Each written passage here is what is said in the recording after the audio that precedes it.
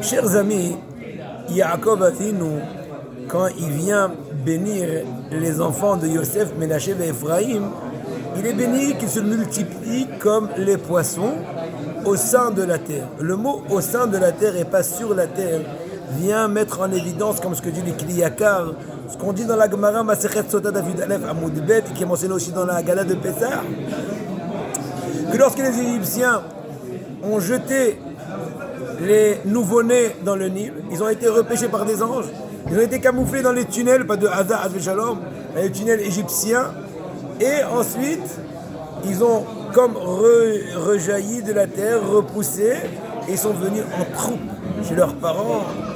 Extraordinaire. Là aussi, pour les surveiller du mauvais œil, il leur a dit ils vont se multiplier comme les poissons qui se multiplient de façon multigineuse, au sein de la terre, comme les enfants d'Israël qui étaient au sein de la terre, ça veut dire dans le souterrain. Ça, c'est un premier point. Mais il y a une autre explication extraordinaire du Midrash qui dit, une autre explication qui dit que de même que les poissons, toute nouvelle goutte de pluie qui descend sur le fleuve, etc., les attire vers la surface de l'eau pour pouvoir recevoir en premier lieu cette nouvelle goutte de pluie. Ainsi, je te bénis moi, Yosef, à toi, tes enfants, à eux, tes enfants, que quoi? Qui vont être comme les poissons, qui vont être baignés tout le temps dans les eaux de la Torah, El Maïm, la Torah,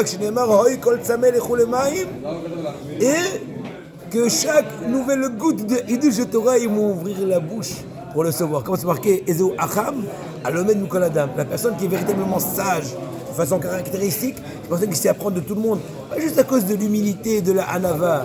Ça prouve qu'il est tellement amoureux de la Torah. Peu importe qui veut lui enseigner, même une personne qui a 30 ans de moins que lui, il ne va pas avoir honte, pourvu qu'il va avoir le plaisir. Quand on cherche le plaisir, on ne réfléchit plus, on perd la raison, entre guillemets, pourvu qu'on atteint le plaisir. Ainsi pour la Torah. Rabotai, pour ajouter une petite idée extraordinaire, une histoire qu'on a vue tout à l'heure, par rapport à Rabbi Israël de Vijnitz. C'est marqué dans Pirkei Avot que le matzeti tov, la gouf et la shetika. Rabbi Shimon là-bas dit, je n'ai pas trouvé mieux pour le corps que le silence. Dans quel sens? Nos sages disent dans Masechet Yevamot que Shem Shemitzah lomar dvarim anishmaim, car mitzvah lo lomar dvarim shanishmaim. Même qu'il y a une mitzvah de dire des choses qui vont être acceptées, ainsi il faut s'abstenir de ne pas dire des choses que tu sais que ton interlocuteur ne va pas les accepter, ne va pas bien les recevoir. Et on raconte que le fameux Rabbi Israël de Vijnitz, qui faisait de temps en temps une petite promenade avec son shamash, un soir, la direction était vers la maison du banquier de la ville, qui n'était pas un très très grand pieux, malheureusement. Et voilà que le shamash toque à la porte, on lui ouvre, on le fait rentrer dans le salon, le banquier tout ému. Quel honneur, Baruch haba cher Admour, Rabbi Israël de Vijnitz, il fait asseoir. Voilà, Rabbi Israël de Vijnitz s'assoit et garde le silence. Il garde le silence et le banquier demande au shamash, peut-être que le rabbi veut quelque chose, est-ce que tu sais ce qu'il veut? Il lui dit, la vérité, je ne sais pas. Je suis là, moi, je suis son shamash. Et voilà, le silence est allongé quelques minutes. Le rabbi se lève, dit shalom, par politesse, par courtoisie, au banquier et s'en va. Le banquier avait la curiosité qui le laissait pas tranquille. Il a accompagné le rabbi en route jusqu'à la maison du rabbi. Il lui dit, rabbi, excusez-moi de vous déranger, mais j'ai une question.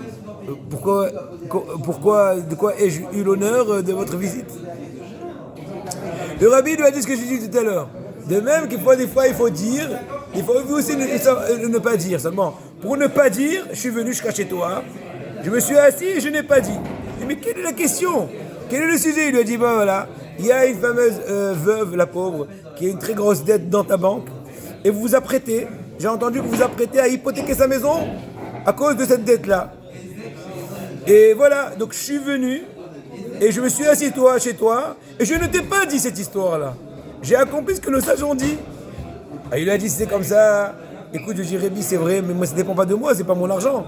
C'était mon argent encore, c'est l'argent de la banque. Il a dit, le Rébi, je te l'ai dit. Je voulais pas te le dire, je savais que tu n'avais pas accepté. Bien sûr, la suite est bien comprise. En fin de compte, le banquier lui-même, de son propre argent, a remboursé la dette et la maison de la veuve est restée dans sa propriété. Voilà un silence parlant.